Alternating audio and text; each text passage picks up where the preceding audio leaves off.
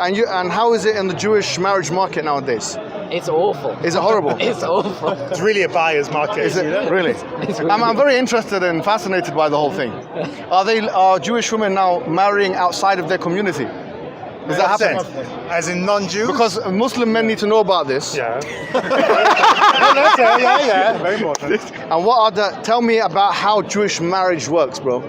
How does it work? Yeah, so like, You propose, you then get married, and then how does that happen? The standard fighting. You know, like Muslims as well. You know? No. I want to know how you guys do it. So how do you do it? Like, so for example, you like a woman. How do you know? How do you know if you like her or not? Exactly. No, you got to go through a matchmaker. Okay, and who are these matchmakers? We've got Ali Dawa as a matchmaker here as well. he's got a marriage Still documentary. waiting for that documentary. Yeah, he needs to put some Jewish customs in there as well. So tell me, so you get a matchmaker. Are these good matchmakers? Well, some of them. Okay, and then what do? They say, what do you like, my friend? And they tell you like all those things, and then is that what they do? Depends on the person. It's a bit. You have a meeting. And then what do you have to give to the woman to marry her? Is there dowry, this, that? How does it work? There's like Muslims have mahar. There's no, that doesn't exist. Wow. But there's something called the ksuba, which is a set monetarily amount that if you divorce her or you die, so she has something to live off. And what is that? Is that a monthly payment or is that? No, so it's a set amount. Oh, it's a settlement, like so. And is there a minimum? It's using old currency, so it's from when the. Do they translate the currencies? So depending on which religious scholars you use, the amount. Okay, fine. But some maybe like £300, $400, something like that. Okay, let me ask you a question. It's actually controversial within Jewish circles, but say a woman wants to get divorced. Yes. Is the only way she can get that divorce for a man? Correct. Yes. So if, for example, because this is what I heard, but I don't want to know if it's propaganda. That's it. I want to know if it's propaganda or if it's true. So I heard that if a woman wants to get divorced, she has to go through something called a get. Yes. Yeah, and now the get, you can only get that get if the man permits it. Yes. Correct. So the woman, if she, let's say, getting smashed up by the man or beaten up by him. Yeah. Even in a situation like that, she still has to get it from the husband. Yes. And I'll tell you something, a lot of people are trying to turn this into a feminist issue. No, I'm not a feminist, believe me. I know. We know. But a lot of people are trying to turn it into a feminist issue. Yeah. But it really isn't, because at least in the Ashkenazi world, where men are not allowed more than one wife, we also have a thing that we can't force a divorce on a woman. And so a man is not able to get remarried either unless the woman accepts the get. So it actually takes two for a divorce. I understand the woman that. needs to accept it, the man needs to give it. No, but the point remains, which is statistics in Israel that actually that slightly over 50% of people chained in marriages are men, where the women have not. I know, hurt badly, broken bones and all that. The only way she can get it is through the man. Yes. Okay, that's fine. Islamically, that's not the case. Okay, Islamically, there is another way, which is called fasq or khula. However, I'm just doing this as a comparative point. Yeah, you're saying that polygamy is allowed in some circles, but it's not allowed in others. Yeah. In Judaism, and the woman in all cases has to get the permission, the get from the man.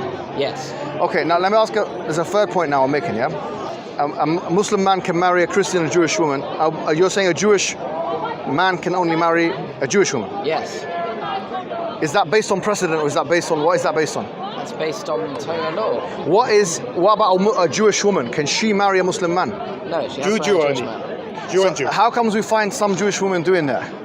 Are they Reform Jews? Either they're sinning or they don't believe. Yeah. Well, they could be secular. They could be just totally unaffiliated. Yeah. There's plenty of Jews who are totally unaffiliated, and they don't care about the religion. I get you. And are Jewish people, are they recommended to have more children? Yeah, generally speaking. Do you want to have a lot of children? Yeah. How many children do you want? As many as I can handle. That's one. Okay. As many as I can afford. 0. You guys also believe in segregation and stuff like that, don't you? What type of segregation? Like if you go into a synagogue, the men are in one place and the women in another place. Yes. Correct, yeah. And is that the case in all your synagogues? All religious. Orthodox synagogues. All Orthodox synagogues, it's like that, yeah? So, yeah. Okay. Yeah, what's the attire of a Jewish woman? What's the attire of a Jewish woman? Because as you know, some Jewish women cut their hair and put a wig on. Right. So tell me the attire of a Jewish woman. So some of them, in terms of... Are they bald? The ones who shave their hair. Are they? No. I don't know. They're it's not a bald. Hill thing, I think. So what are they then? Covering the hair. No, the ones that shave their hair and put the wig on. They don't shave their head. Oh, they don't shave Like it. a hijabi. It's Oh, covered. okay. So instead of the hijab, they put a wig. Yes. Why is that then? Because Wait, let me just let because me. Jewish law says that married woman's hair shouldn't be seen. Okay, so it's pretty similar to Islamic law. Yes. I happen not to understand how a wig helps, which is a separate story. Okay. There's a lot of rabbis who are against it as well. Do you reckon? I don't understand how. Do you a wig not think makes this is like a loophole that some people have? I don't understand Is it. that a loophole? Please. Does if a Jewish woman marries a Muslim man, does that take her out of the fold of Judaism? No, she's just sinning. You said. Just It's a sin. Would it be seen as adultery? No, it's not adultery. Okay, it's not adultery, yeah. What's the opposite? If a married Jewish woman, Yeah, if she's married to a Jew, Yeah. and she cheats on with a non-Jewish man, it's not all forms of it. It's not considered. It's not considered adultery. Say that again. Sorry. It's not considered adultery. What isn't? Say that again. So a man and a married- woman, Jewish, married. The woman cheats on with a non-Jewish man, Muslim, Christian, atheist. No way. It's not adultery. It's not adultery. Oh my It's a god. sin, but it's not adultery. I did not know that, bro. That's diabolical, brother.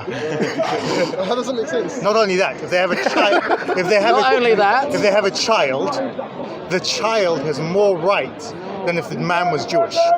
Why is that? There's some things like a bastard. In Jewish law, there's certain things a bastard can and can't do. So what can the If bastard the father do? is not Jewish, then it's not a bastard. Yeah. Oh, so it's about the mother, I learned right? actually this morning.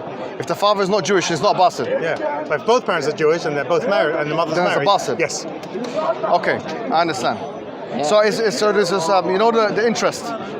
Is this true that you can charge interest outside of Judaism, but within yourselves you can't have it? Yeah. Alright. So these things I'm just wondering, like. I'll tell you something. You'll like this. The reason for that is because the verse in Deuteronomy says that you're only that you're not allowed to charge it to your brethren Israel, but you are allowed to those who are not your brethren. So I thought you'd like that because it talks about the brethren thing. Oh yeah. And he does so. What are the conditions of marriage in Judaism? You want to do this one? She has to accept it. Except, so does the woman have to accept it or her father? So she's between 12 and 12 and a half. Yeah. Then her father has to accept it. Okay. Over 12, she has to. Does she have to be pubescent? No. I think so. I would imagine, but I can't tell you for certain. I don't know. The Talmud says that a father is not allowed to give away his minor daughter. Right? It says Okay. he's not allowed to. But then the Talmud talks about what happens if he did do it. All right. And if say for example that the woman now is in the marriage, and let's say for example that she does not have to, if she's 12 and 12 and a half, she does not have to be asked. Is that how it works? I can't So remember. she does not have to be consulted, right? Correct. Because that's one difference. There is a hadith that we have that says that al-bikru tusta'dhan, that the virgin girl must be asked. She must. But someone can say, this forced marriage narrative, yeah, that is always hurled against the Muslims. Is it? I wasn't listening. No. A lot of people attack Islam, say forced marriages and stuff, yeah. But then you would say that there's some jurisprudential backing there in the Jewish community for something like that. Not everyone will do it, but there is some backing for it. Okay. So if, for example, a man gets married to 10 women, all Jewish, are they So all? he can't. So you can have max. I think there's a maximum. What's the maximum? I don't know why I'm thinking 4, but I know that's with Islam, so I don't know. I don't know why, but I think 4 as well. I believe we're talking about there's a maximum. Is the maximum 4? It talks about with Shlomo, with horses as well. Yeah. There's a maximum. Isn't there a different maximum for kings than there is with normal people? Yes, kings have unlimited. A king like yourself. You can have an unlimited lady. No, you have a bit of nosh, so it's not unlimited. There is a limit to it. Okay. And if he marries outside of Judaism, It's not counted. it's not a count, it's adultery. It's not a marriage. Adultery, It's yeah? not adultery, it's just It's not a not marriage. No, but if fornication, Right, it's a sin, right? what's the punishment for that? Is it malchus? Lashes, maybe? But we don't have lashes anymore because we don't have Sanhedrin. Yeah, I know, but let's say, what is If we the... had a Sanhedrin, Would be like, there'll be lashes. what's the punishment for adultery? Depends on some circumstances. Majority of cases, the head departs the rest of the body. It's called decapitation. Yes. Yeah. So that's A majority, there's some different cases where it doesn't apply, Yeah. some there's harsher punishment, but majority of cases is that. Some cases they blow but up if the first. woman has intercourse with a Muslim man, Yes. that's not adultery. No, it's not. Okay. No, I think for marrying out, it's lashes, isn't it? It's, No, It's lashes. not No, lashes is for the non-married one. yeah. The married one is decapitation. Yeah. So, Except if they're a priest, and then it's different. What do they get if they're priests? They blow them up. They take them to the temple in Jerusalem. I don't know if you know what that is, in the state of Israel, but no. They take them to the temple, they make them drink something. If she committed adultery, then she'll blow up. If she doesn't blow up, it means she didn't commit adultery, and the husband has to shower her no, with that's gifts. with a sota. That's not with a Cohen. A Cohen, we're talking about sefer. What? Cohen, that's Cohen Shazimsa. Yeah, it's a right? sefer. No, that's not sota. Sota is where there's a doubt.